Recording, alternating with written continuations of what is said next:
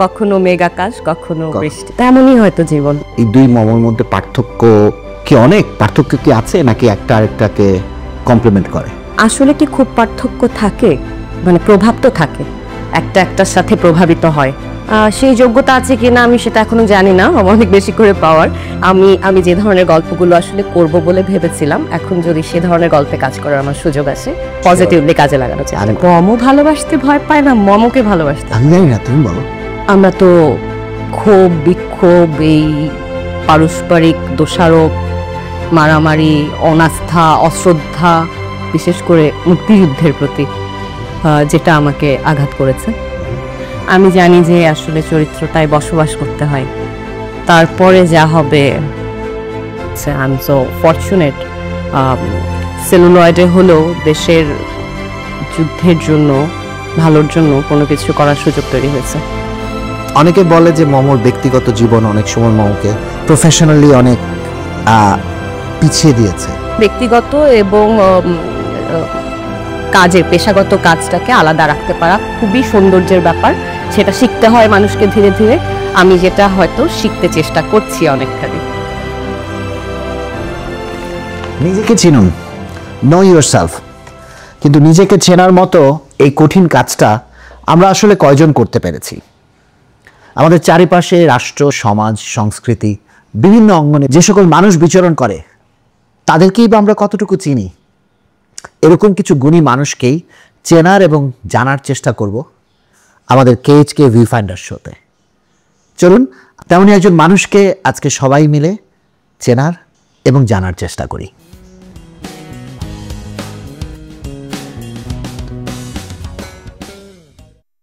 Welcome to our show মো। কেমন আছেন আপনি? এই কোশ্চেনটা দিয়ে আমি ইউজুয়ালি শুরু করি যে আমার অনুষ্ঠানে যে নতুন বাংলাদেশে আপনি কেমন আছেন, বা যাকে বলি মামা কেমন আছেন, বা তুমি যে কেমন আছেন, হ্যাঁ বলেন। আমি জানি না, I think it's mixed feeling. ভালো আছি বললে কথাটা ঠিক হবে না, খারাপ আছি আমি বলতে পারবো না, আমি বলবো যে একটা ভালো খারাপের মাঝামাঝি একটা জায়গায় আছি। এমনই হয়তো জীবন। এমনই হয়তো জীবন। তুমি কেমন আছো? জীবনের মতো, জীবনের মতো। কখনো কখনো মেঘ আকাশ, কখনো বৃষ্টি।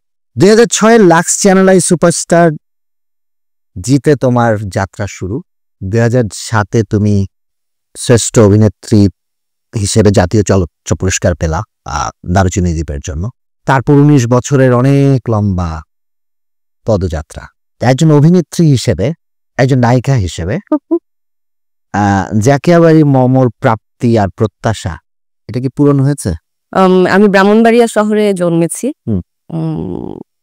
একদমই কি বলবো, শিক্ষিত মধ্যবিত্ত বলতে আমরা যেমন বুঝি, সিনেমায় যেমন দেখি ওরকম পরিবার, ওরকম চারপাশে বড় হয়েছি আমি। ছোটবেলা থেকে এই যে নাচ গান আবৃত্তি অভিনয় ছবি আঁকা অল দ্যাট সবকিছুর সাথে চলতে চলতে একটা সময় আমি জাহাঙ্গীরনগরে ভর্তি হলাম ড্রামা অ্যান্ড ড্রামাটিক্স ডিপার্টমেন্টের ছাত্রী হিসেবে।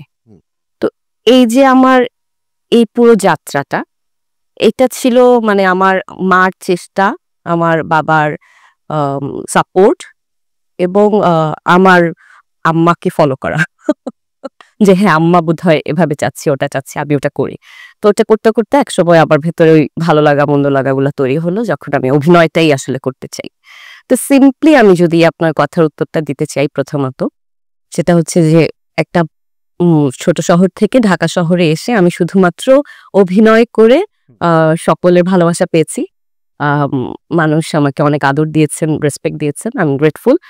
তো এই যে বিশাল একটা অ্যাচিভমেন্ট আমার খুব সাধারণ দক্ষতায়, সেটা আসলে আমার জীবনের ব্লেসিংস। সেই জায়গা থেকে বলতে গেলে অবশ্যই আমার আশা পূরণেরও অনেক কিছু বেশি পূরণ হয়েছে। আবার অনেক ইন্ডাস্ট্রির ভেতরের অনেক জায়গায় যদি চিন্তা করি যে কখনো হয়তো এই কাজটা করলে আমার জন্য আরো ভালো হতো, বা এই কাজটা করা ঠিক হয়নি, বা কখনো কখনো সুযোগের ঠিক ব্যবহারটা আমি করতে পারিনি, সুযোগও পাইনি, ওগুলা মনে হলে হয়তো মনে হয় যে না, প্রাপ্তি অপ্রাপ্তির হিসাব তখন খাতা খুলে বসতে হয়। কিন্তু আমার কাছে পুরোটা ঘটনাই একটা অদ্ভুত ব্লেসিংস বলে মনে হয়। তোমার এই প্রাপ্তির ক্ষেত্রে সবচেয়ে বড় ভূমিকা যদি বলি তোমার বাবা মারই।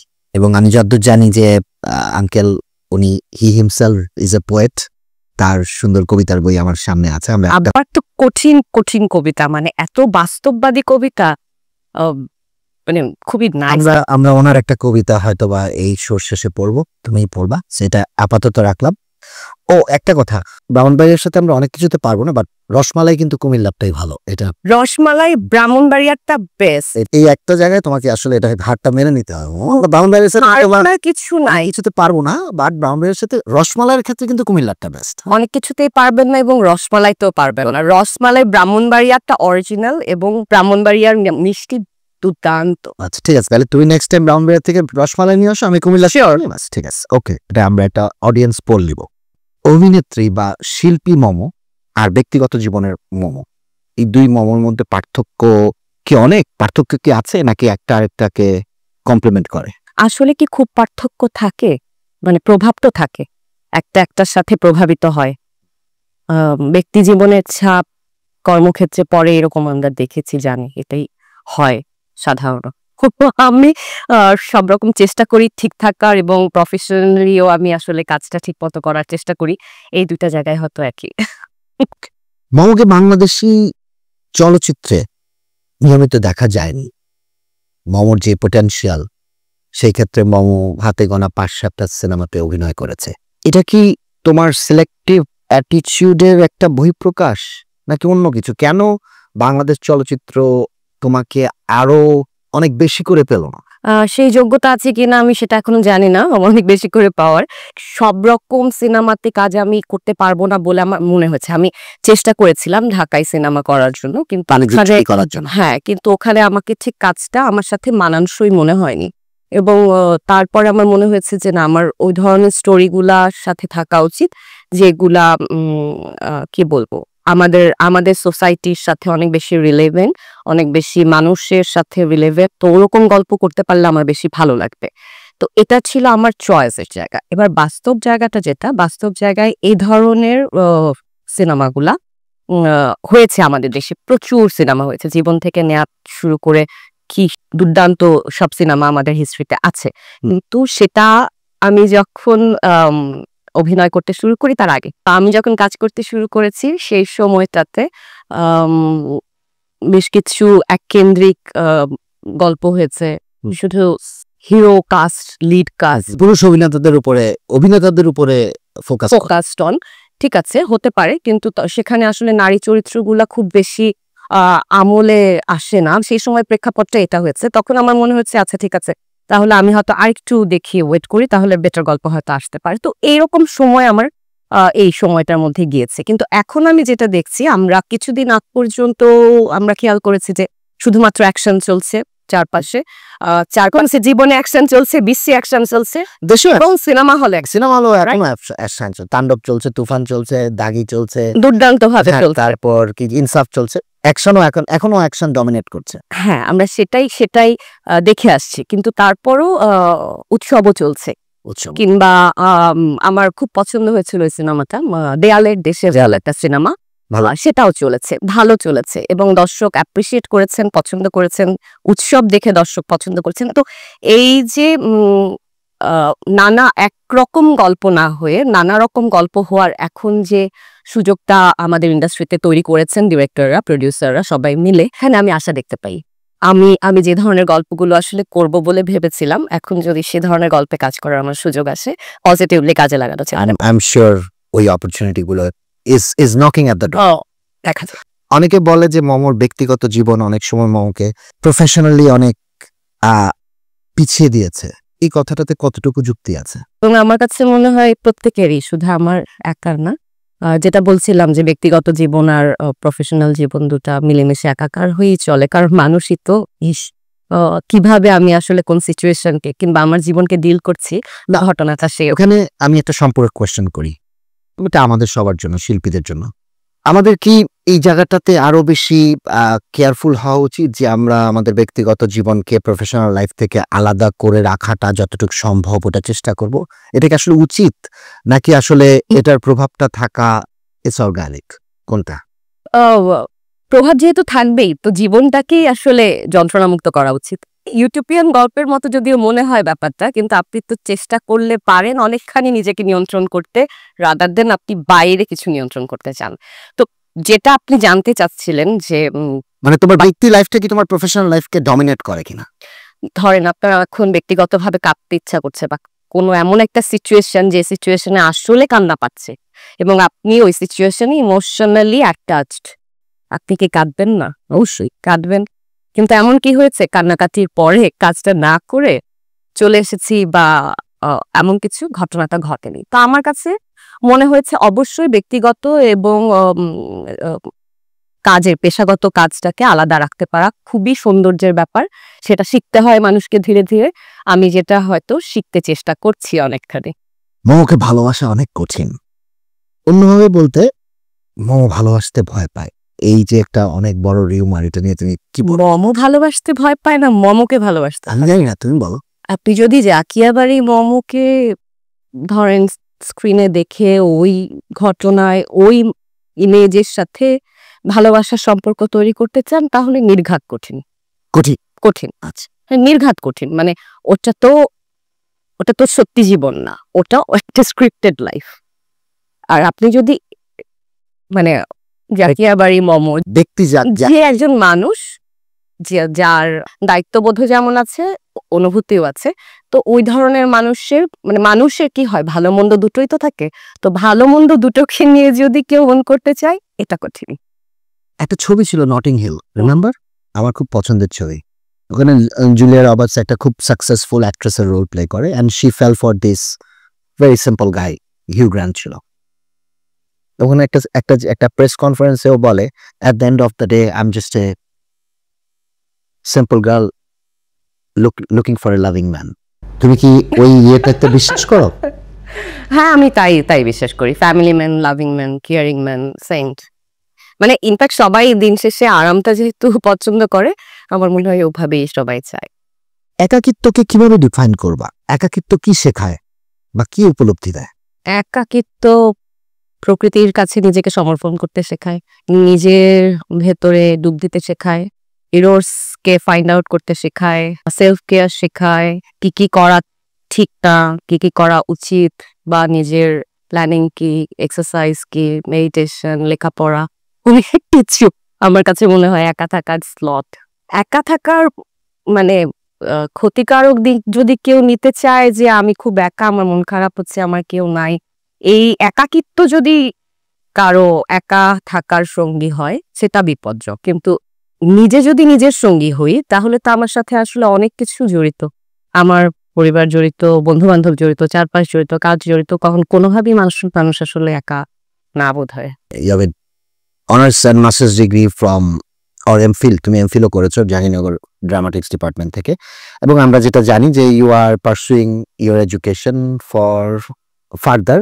এই যে তোমার পড়ালেখার সাথে তোমার যে একটা সংযুক্তি, এটাতে কি ভবিষ্যতে আমরা জাকিয়াবাড়ি মমকে অভিনয়ের পাশাপাশি গবেষক, অ্যাক্টিভিস্ট বা শিক্ষক এরকম কোন রোলে দেখতে পাবো? এরকম কি সম্ভাবনা আছে?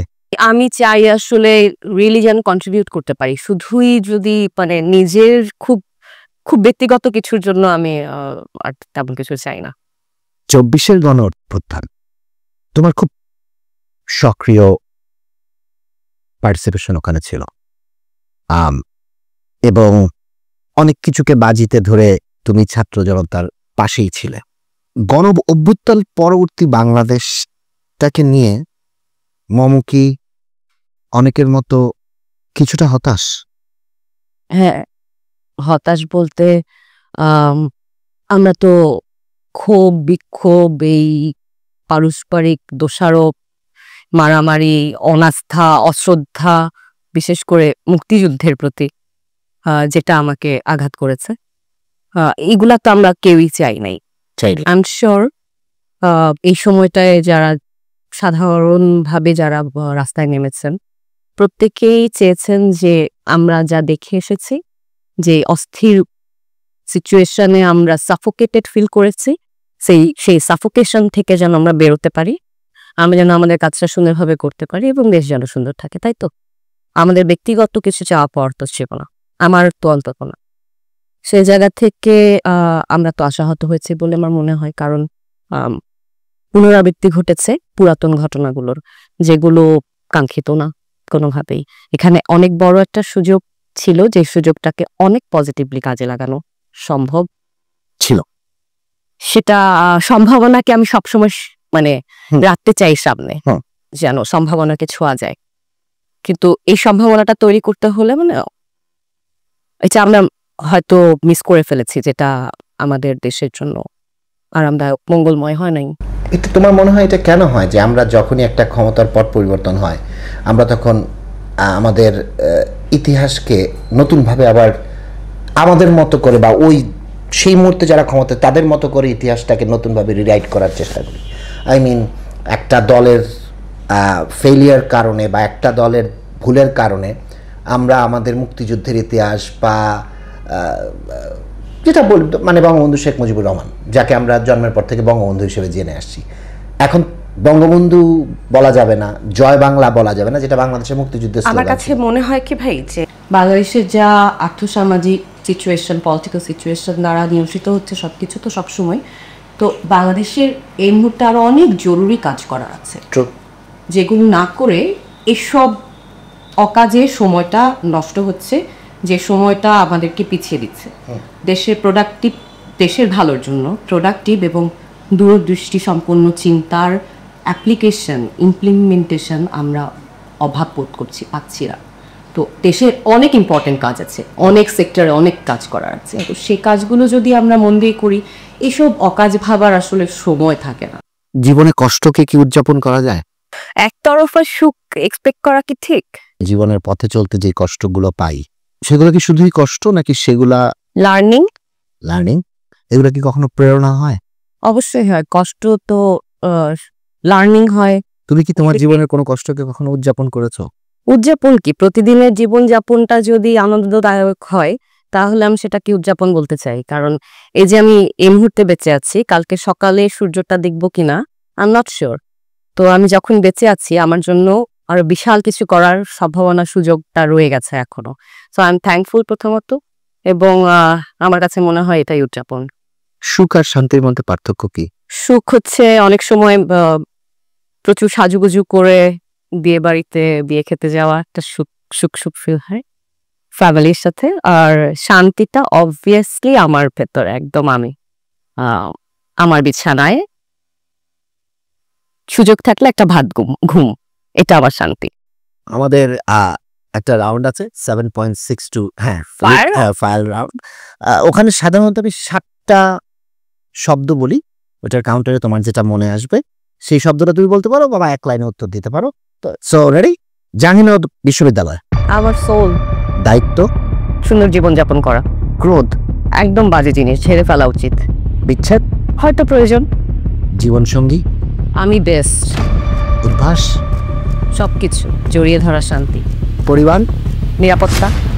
ওরা 7 জন? একটা জার্নি, যেটা আর দ্বিতীয়বার হয়তো আমার করা হবে না। স্বৈরাচার? চাই না। বাংলাদেশ? ভালোবাসি। অলরাইট, 7.62 রাউন্ডের পরে যেটা আমি করি, আমি ইয়ার টেবিলটা ঘুরাই দিই। Now you can ask me any questions you have for me, any question or any question. Now you are the host, I am the guest. আপনার ডিরেকশন দিতে ভালো লাগে না অভিনয় করতে ভালো লাগে? পরিচালনা আমার সত্তা, অভিনয় আমার ভালোবাসা যায়। আপনি যে কোনো একটা করতে বললে কোনটা? পরিচালনা, এর উপর কোনো ডাউট নেই, এতে কোনো ডাউট। কংগ্রেচুলেশন। তোমার সাথে আমার একটাই কাজ হয়েছে, আমার জীবনের সবচেয়ে বড় যেই কাজটা আমার কাছে, মানে সবচেয়ে বড় পরিসরে আয়োজনে যে সিনেমাটা আমি বানিয়েছি, মুক্তিযুদ্ধের সিনেমা ওরা 7 জন, সেখানে তুমি কেন্দ্রীয় নারী চরিত্রে অভিনয় করেছো, অপর্ণা সেন। অপর্ণা সেন তোমার কাছে কতটুকু আপন ছিল? তুমি কিভাবে অপর্ণা সেন হয়েছিল? এটা না বরাবরই আমার কাছে একটা কঠিন প্রশ্ন, আসলে কিভাবে ঘটনাটা ঘটে। শুরুর দিকে যে পুরোপুরি আসলে ওই সোলফুল জায়গাটায় ঢুকতে পারি সবসময় তা কিন্তু না। কিন্তু অপর্ণার ক্ষেত্রে যেটা হয়েছিল, আমরা একদমই আইসোলেটেড একটা জোনে টোটাল ইউনিট একসাথে থাকছি, এবং প্রত্যেকের সাথে অনেকের সাথেই আমার ওখানে নতুন পরিচয়।